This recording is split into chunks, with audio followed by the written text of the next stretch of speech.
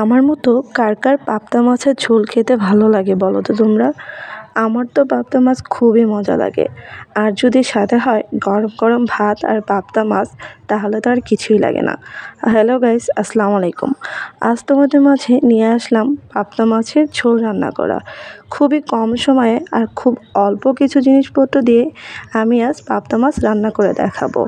ঘরে থাকা কিছু জিনিসপত্র দিয়ে এই মজাদার পাবদা মাছ খুব কম সময়ে রান্না করে নেওয়া যাবে।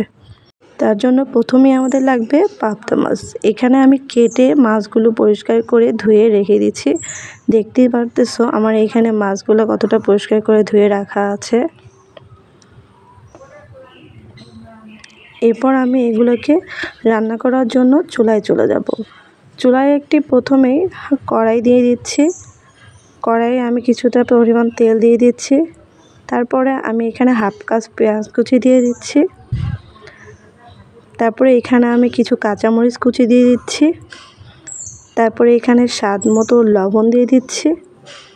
পেঁয়াজ, কাঁচামরিচ আর লবণ দিয়ে একটু নাড়াচাড়া দিয়ে তার মাঝে আমি এখানে দিয়ে দিচ্ছি হলুদ গুঁড়া। তারপরে এখানে দিয়ে দিচ্ছি আমি লাল মরিচের গুঁড়া। তারপরে এখানে আমি আরেকটু হলুদ গুঁড়া দিয়ে দিচ্ছি। তারপর খুব ভালো করে এই মশলার সাথে কষিয়ে নিব। তারপর কষানো হয়ে গেলে তারপর ধুয়ে রাখা মাছগুলো দিয়ে দিচ্ছি। এই তো আমি ধুয়ে রাখা মাছগুলো দিয়ে দিচ্ছি মশলার মাঝে। এখানে আমি আদা রসুন পেস্ট সব কিছু বাদ দিয়ে খুব সিম্পলভাবে, একদম সহজভাবে পাবদা মাছ রান্না করা দেখাচ্ছি। দুনিয়ার সবচাইতে সহজভাবে এর থেকে পাবদা মাছ সহজ রান্না করার হয় না। এই তো কিছুক্ষণ রান্না করে নিলেই হয়ে গেল পাবদা মাছের ঝোল। দেখো কতটা লোভনীয় হয়েছে দেখতে, আর খেতেও ভীষণ মজাদার। তোমরাও বাসায় ট্রাই করতে পারো এই সহজভাবে পাবদা মাছ রান্না। যদি ভিডিওটি ভালো লাগে তাহলে প্লিজ লাইক, কমেন্ট আর শেয়ার করবা। আর বাসায় তোমরা রান্না করে কেমন হয়েছিল খেয়ে অবশ্যই আমাকে কমেন্ট বক্সে জানাবা।